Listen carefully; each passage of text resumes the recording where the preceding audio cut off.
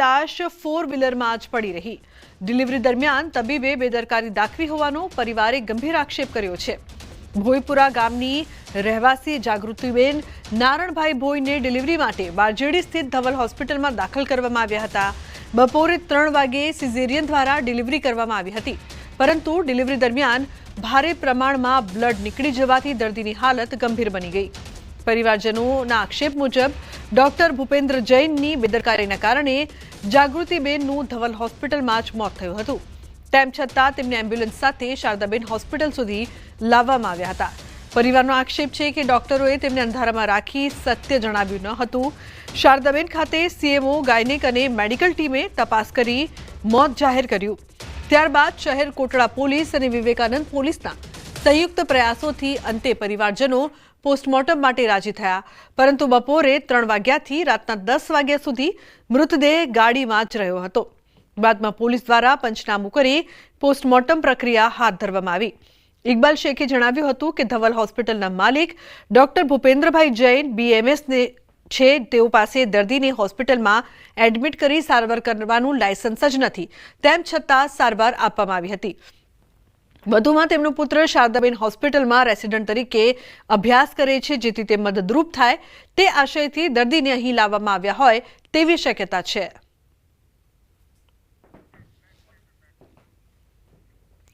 સોનાના ભાવમાં 2000નો ઉછાળો 1,09,000 પાર પહોંચ્યો। સોનાનો ભાવ એક સપ્તાહમાં ભાવમાં 5000નો ઉછાળો જોવા મળ્યો છે।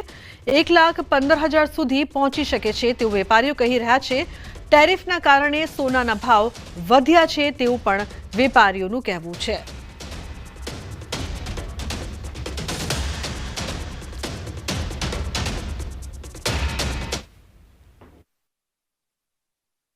સોનાના ભાવ ફરી એક વખત સર્વોચ્ચ સપાટીએ પહોંચ્યા છે।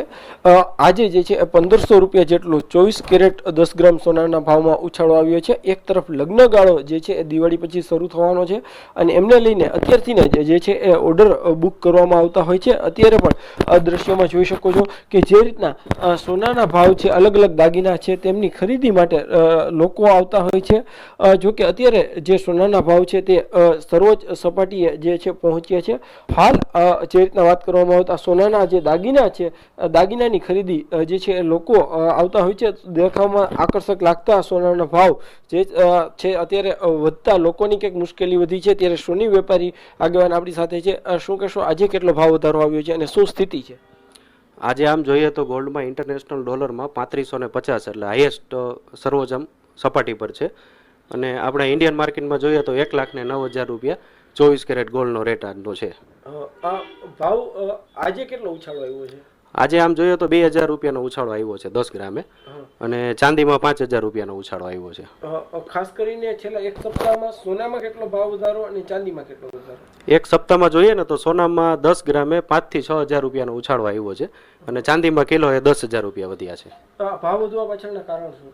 ભાવ વધવા પાછળના ગ્લોબલ બધા કારણો ગણીએ તો આજે ટેરિફ વોર જે ગણાય એ કી કારણ ગણાય છે અને બધી વર્લ્ડ બેંકનું બાઇંગ એટલું છે ગોલ્ડનું, એ મેઇન કારણ। ખાસ કરીને હવે લગ્નગાળો આવી રહ્યો છે તો લોકો અત્યારે ઓર્ડર બુક કરાવી રહ્યા છે કે લોકોની શું સ્થિતિ છે અત્યારે? લોકો અત્યારે ભાવ હિસાબે વિચાર તો કરે છે, પણ બીજી બાજુ જોઈએ તો બધાને એમ પણ થાય છે કે રોજ ભાવ વધે છે, એટલે જેટલું સોનું આપણે વહેલું બુક કરીએ એટલો ફાયદો છે। કારણ કે હજી બધા ટાર્ગેટ સોનાના ઊંચા જ છે। અત્યારે $3550 છે, એ $3900 સુધીનો અત્યારે ટાર્ગેટ ગણાય સોનાનો। આવતા દિવસોમાં શું સ્થિતિ, ભાવ વધી શકે છે કે?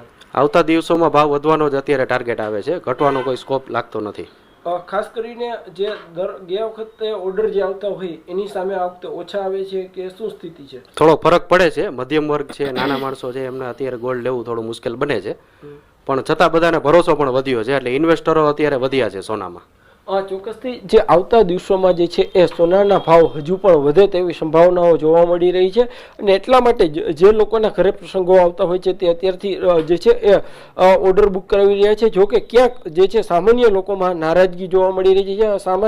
સામાન્ય લોકો છે તે જે છે અત્યારે ઓર્ડર બુક કરાવતા પહેલા પણ વિચારે છે। હાર્દિક જોશી, ન્યૂઝ 18 ગુજરાતી, રાજકોટ। સમાચારમાં આગળ વાત કરીશું, પોલીસનો ડર નથી।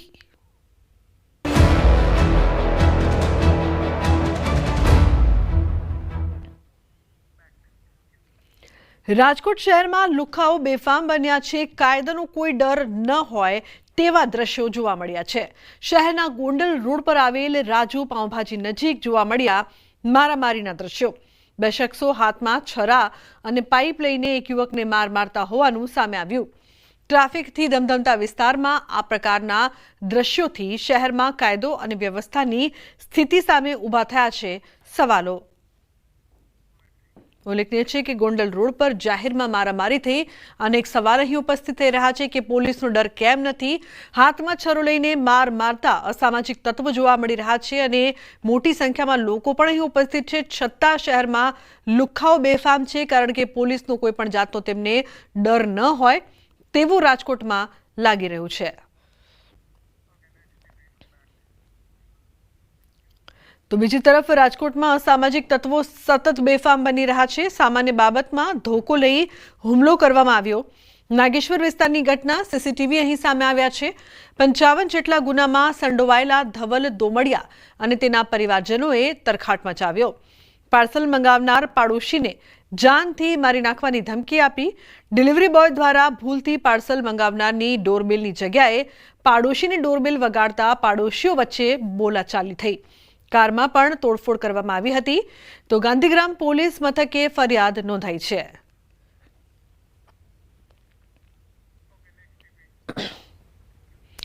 સુરતમાં નકલી કિન્નરની આડમાં દારૂની હેરાફેરી કરવામાં આવી રહી છે. 2 નકલી કિન્નર સહિત 4ની ધરપકડ કરવામાં આવી છે.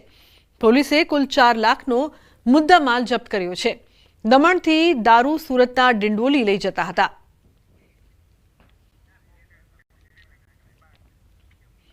બીજી તરફ સુરતમાં નકલી વિઝા કૌભાંડનો મામલો. આરોપી પ્રતીક્ષા 4 દિવસના રિમાન્ડ પર. જપ્ત કરાયેલા વિઝાને લઈને પૂછપરછ કરવામાં આવશે. CDR બેંક ખાતાની પણ પોલીસ તપાસ કરશે. તો પાસપોર્ટના સરકારી અધિકારીઓની પણ તપાસ થશે. આરોપીની પૂછપરછમાં અનેક ખુલાસા થઈ શકે છે.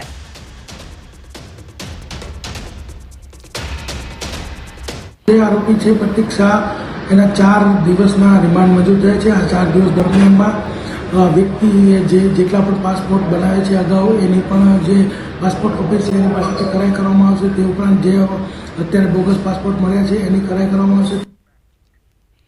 અન્ય સમાચાર સુરતથી. પ્રેમ પ્રકરણમાં યુવકની આત્મહત્યા. ગળે ફાંસો ખાઈને યુવકે જીવન ટૂંકાવ્યું. યુવતીના પરિવારે માર્યો હોવાનો આરોપ. પરિવારે મૃતદેહ સ્વીકારવાનો ઇનકાર કર્યો. તો યુવતીના પરિવારની ધરપકડ કરવાની માંગ. પોલીસે ગુનો નોંધીને વધુ તપાસ શરૂ કરી છે. પાટણના શંખેશ્વર તાલુકામાં સ્થાનિકો દ્વારા નવી પહેલ કરવામાં આવી છે.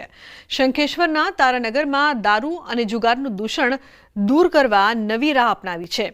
દારૂ અને જુગારના દૂષણને લઈને તારાનગરમાં સભા મળી. સભામાં ગામના આગેવાનો, વડીલો સહિત યુવાઓ અને મહિલાઓ હાજર રહ્યા હતા. તારાનગરમાં દારૂ તેમજ જુગાર પર પ્રતિબંધ કરાયો છે.